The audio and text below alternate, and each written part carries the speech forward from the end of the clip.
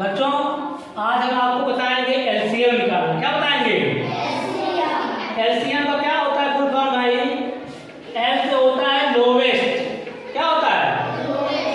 सी से होता है कॉमन, और एम से होता है मल्टीपल।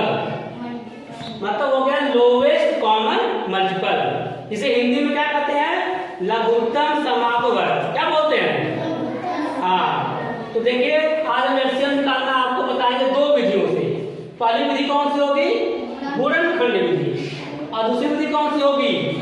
भाग विधि।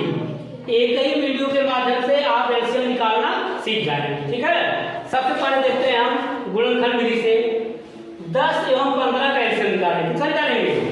10 एवं 15 का एलसीएम निकालेंगे। कैसे निकालेंगे? गुणनखंड विधि से। ध्यान से देखिए, पहला क्या काम करेंगे? पहला काम करेंगे हम 10 का गुणनखंड लिखेंगे। क्या लिखेंगे? 10 का गुणनखंड। गुणनखंड समझते हैं? 10 का गुणनखंड मतलब क्या है? 10 किन किन संख्याओं से क्या होता है? विभाजित होता है। बोलो। 2 से विभाजित होता है। हो गया 2। फिर किससे होता है विभाजित? 5 से। किससे होता है? 5 से। तो 2 और 5 10 का क्या हो गया? अभाज्य गुणनखंड।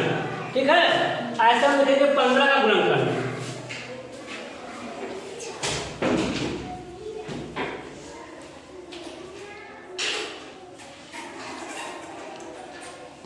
15 का अभाज्य गुणनखंड क्या हो जाएगा? 2 से नहीं कटेगा, 3 से, 3 और कौन हो जाएगा? फिर 5 हो जाएगा। 3 और 5। इस तरह से सबसे पहले क्या करेंगे हम? 10 का गुणनखंड लिखेंगे अभाज्य, और फिर 15 का लिखेंगे। अब लिखेंगे एलसीएम। क्या लिखेंगे? एलसीएम। एलसीएम में क्या कहा गया? Lowest common multiple. इसका मतलब यह है कि हम यहाँ पे सारे गुणनखंडों को लिखेंगे। हर छोटे छोटे गुणनखंड क्या करेंगे? यहाँ पे हम लिखेंगे और उनका आपस में क्या करेंगे? गुणा कर देंगे। यहाँ पे ध्यान रहे कि हमको सारे गुणनखंड लेने हैं। कितने बार लेने हैं? एक एक बार। कितने बार? यहाँ एक बार। सबसे पहले किसे लेंगे हम? 2 को। 2 आया है, 2 को ले लिए। फिर कौन आया है? 3 भी तो आया है। 3 आया है, 3 को ले लिए। अब फिर कौन आया है? 5। एक ही बार लेना है। ये नहीं कि 5 यहाँ पे भी आया है कि यहाँ पे भी आया, 2 बार लेने। नहीं, एक बार लेना। कितने बार? तो हमने गुणनखंड क्या लिया? 2 लिया एक बार 3 ले लिया, और एक बार 5। तो गुणा कर देंगे। कितना हो गया? 2 3 6, 6 बच्चे 30। ये एलसीएम कितना आ गया इसका? 30। कितना आ गया? अब एक बार हम भाग विधि से निकालेंगे।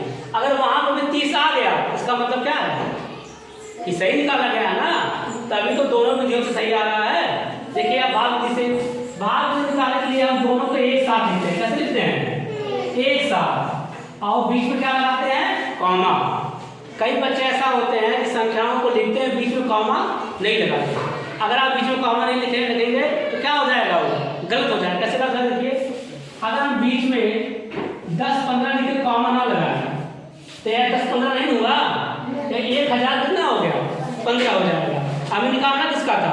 10 और 15 का। इसलिए संख्याओं के बीच में कॉमा अनिवार्य है। सबसे पहले क्या करेंगे हम? छोटे से छोटे अभाज्य गुणनखंडों से भाग करेंगे। किससे भाग करेंगे? पहले हम 2 से भाग करेंगे। 2 पंजे 10, 15 भाग जाएगा।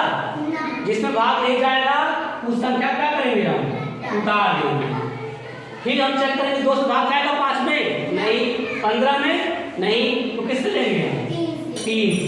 पहले 2 से करते हैं, फिर 3 से, फिर नहीं जाएगा तो 5 से, फिर नहीं तो 7 से। ऐसे ही हम 3 से चेक करेंगे। तो 3 से भाग जाएगा 5 में? नहीं। और 15 में जाएगा ना, इसे 3 से करेंगे। जिसमें नहीं जाएगा उसको क्या करेंगे? उतार देंगे। 15 भाग करेंगे 3 से, कितने बार जाएगा? 5 बार। 3 बचे 15 हो गया। अब फिर देखिए चेक करिए, 2 से भाग जाएगा 5 में? नहीं जाएगा। 3 से नहीं जाएगा। किससे जाएगा? 5 से जाएगा। यहाँ हम 5 से भाग करेंगे, कितना बार जाएगा? 1 बार। कितना बार जाएगा? 1 बार। याद रहे हमारी प्रक्रिया कब बंद होगी? भाग करने की, जब अंत में 1 1 मिल जाएगा। इसका मतलब इसमें एलसीएम होगा ना। अब भाग विधि बंद, भाग करना बंद कर देंगे।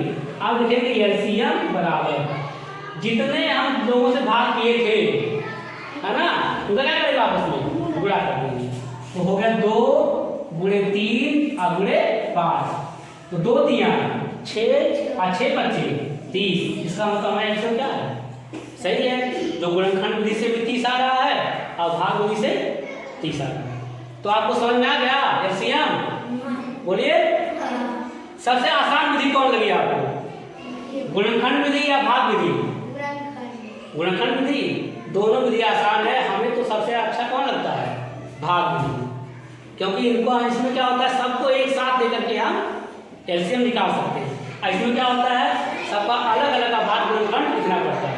अब फिर हम क्या करते हैं, सबको आपस में लेके गुणा करते हैं। ठीक है, चलिए।